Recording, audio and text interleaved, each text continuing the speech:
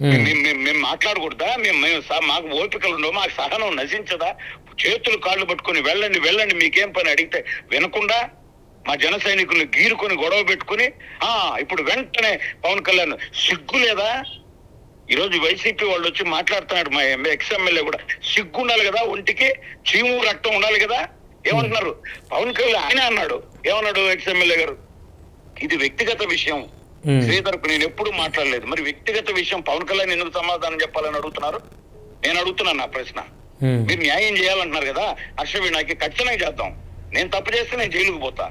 హర్షవీణతో పాటు మీరు వైసీపీ నాయకులు ఎవరైతే న్యాయం చేయాలని స్టేషన్ కు పోయినారో మీ మీ మీ లిస్టు నా దగ్గర ఉంది. ఒక్కొక్క నాయకుడి బాధిత మహిళలు వాళ్ళందరికీ కూడా న్యాయం చేయాలి కదా సార్.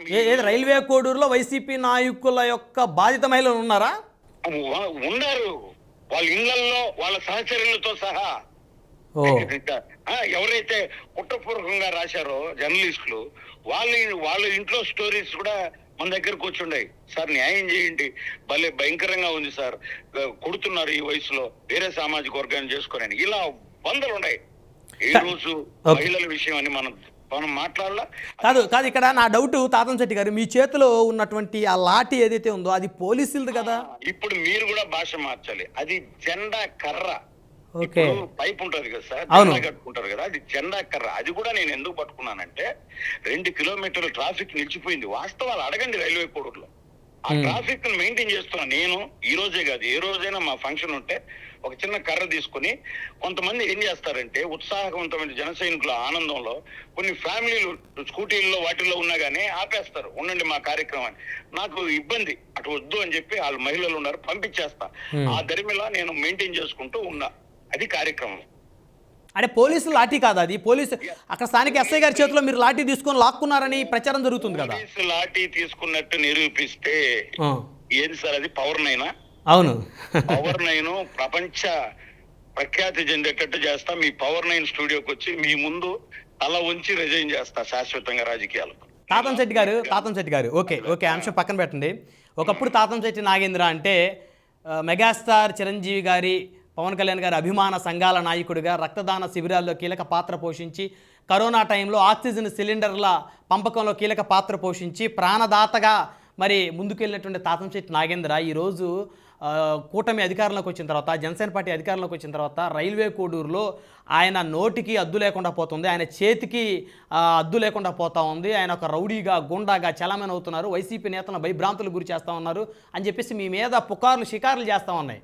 భయపడిన ఒక వైసీపీ నాయకుడిని చెప్పించండి మీ పవర్ 9 ద్వారా, ఛాలెంజ్ చేస్తాను. నాకు వైసీపీ నాయకులు చాలా మంది ఫోన్ చేశారు, ఏమని ఊర్లో పెరిగాను, నాకు చాలా మంది మిత్రులు, అన్న పార్టీ స్టాండ్ అని తీసుకుంటున్నాం, లేకుంటే ఆ దిగజారిన మహిళలకు మేము మద్దతు ఇవ్వడం అనేది మాకు అసహ్యంగా ఉంది. మా ఎమ్మెల్యే గారితో కూడా, మా ఎక్స్ ఎమ్మెల్యే గారితో కూడా మాట్లాడినాం, ఇంక విధి లేదన్నా ఏం చేద్దాం, మళ్ళీ ఇప్పుడే రేపేదో రోజా వస్తుందంట, ఇవన్నీ పార్టీ స్టాండు.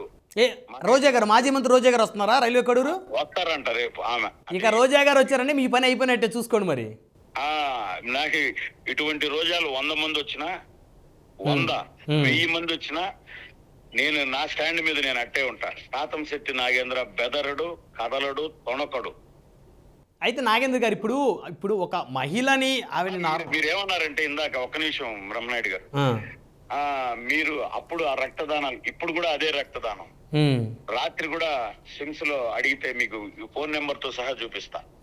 రాత్రి కూడా 2 బాటిల్ రక్తం ఇచ్చాం, అంటే పంపించి. అది మా జీవిత చర్య. అది ఎవరికి రక్తం కావాలన్నా, ఎవరికి ఏం కావాలన్నా అది మా జీవిత చర్య. మరి ఈ యాంగిల్ ఏంటి ఇప్పుడు? ఇది ఇంకొక యాంగిల్, రక్తానికి రక్తం, ప్రాణానికి ప్రాణం అని. ఇది యాంగిల్ కాదండి. మీరు ఇదే ఒరిజినలా? మీది ఒరిజినల్ ఇదా?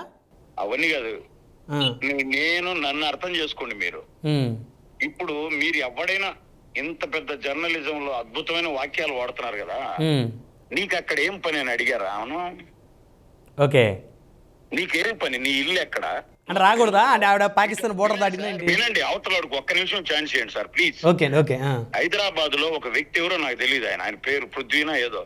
రే చంద్రబాబు నాయుడు, రే పవన్ కళ్యాణ్ ఏం పని రా హైదరాబాద్ లో అంటున్నాడు. రే ఒక ముఖ్యమంత్రి, ఉప ముఖ్యమంత్రిని ఈ ప్రజాస్వామ్యంలో.